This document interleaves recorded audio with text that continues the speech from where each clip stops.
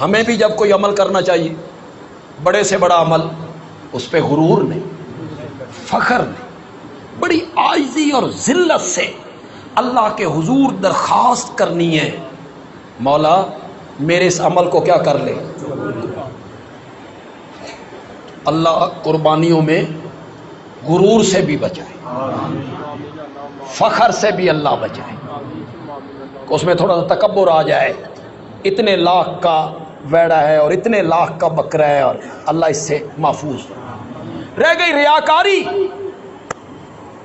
ریاکاری اعمال صالحہ کے لیے زہر قاتل ہے، کچھ نہیں بچے گا۔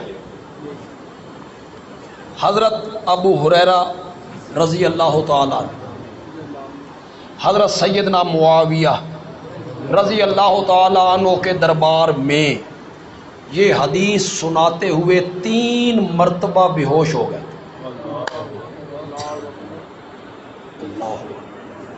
میں اور آپ کون؟ سب سے پہلے اللہ کے دربار میں جس کو پیش کیا جائے گا وہ ایک عالم ہو۔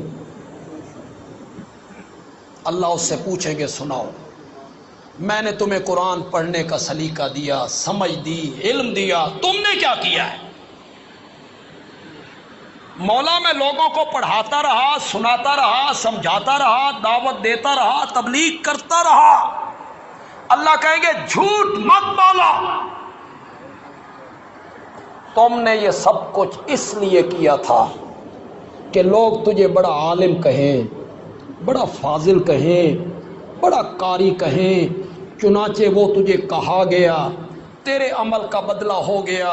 اللہ فرشتوں سے کہیں گے اسے زنجیر پہناؤ اور منہ کے بل گھسیٹ کے اس کو جہنم میں ڈالو۔ ریاکاری نے سارے اعمال کیا کر دیے؟ دوسرا آنے والا سخی ہوگا، جو کھلے ہاتھ کا ہے، مسجد بنائی، مدرسہ بنایا، خانقاہ بنائی، بچیوں کی شادیاں کروائیں، ہسپتال بنوائے، بیماروں کے علاج کروائے، کسی کو اپنے دربار سے دروازے سے خالی ہاتھ واپس نہ جانے دیا۔ اللہ پوچھیں گے میں نے مال دیا تھا، تو نے کیا کیا؟ میں نے یہ کیا۔ اللہ کہیں گے جھوٹ مت بولا، تم نے یہ سب کچھ اس لیے کیا تھا۔ لوگ تجھے سخی کہیں گے، لوگ کہیں گے اے سرگو دے دا حاتم تائیے، یہ سرگو دے دا حاتم تائیے، چنانچہ وہ تجھے کہا گیا، تیری تعریف ہو گئی۔ اللہ فرشتوں سے کہیں گے اوندھے منہ گرا کے اسے بھی جہنم میں ڈالو۔ تیسرا آنے والا شہید فی سبیل اللہ۔ ذرا سوچو قربانی کیا ہے اس کے مقابلے میں؟ شہادت کے مقابلے میں قربانی کیا عمل ہے؟ اللہ کی راہ میں جان دے دینا۔ میں نے تجھے جوانی بخشی، قوت دی، تو نے کیا کیا؟ مولا تیرے رستے میں لڑتا رہا، جنگ کرتا رہا، مشرکین سے جہاد کرتا رہا، زندگی بتا دی، خون بہایا، جان دے دی۔ اللہ کہیں گے جھوٹ مت بولو، تم نے یہ سب کچھ اس لیے کیا تھا۔ لوگ تجھے بہادر کہیں گے، شجاع کہیں گے، دلیر کہیں گے، چنانچہ وہ کہا گیا۔ اللہ فرشتوں سے کہیں گے اسے بھی زنجیر پہناؤ اور اوندھے منہ گھسیٹ کے اسے بھی جہنم میں۔ اللہ آپ کی قربانیاں ریاکاری سے محفوظ فرمائے، اس میں ریاکاری نہیں ہونی چاہیے، اس میں نمائش نہیں ہونی چاہیے۔ دجال کا جو فتنہ ہے کتنا بڑا فتنہ ہو، کتنے بندے اس کی لپیٹ میں آئیں گے۔ میرے آقا نے اس کا ذکر کیا،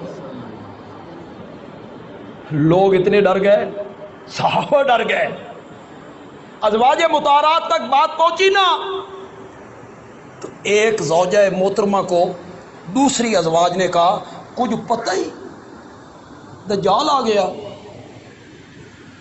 اس نے کونے میں سر دے دیا، اتھے کوئی جالے شالے سن وہ نال چمڑ گئے، اتو نبی پاک آ گئے۔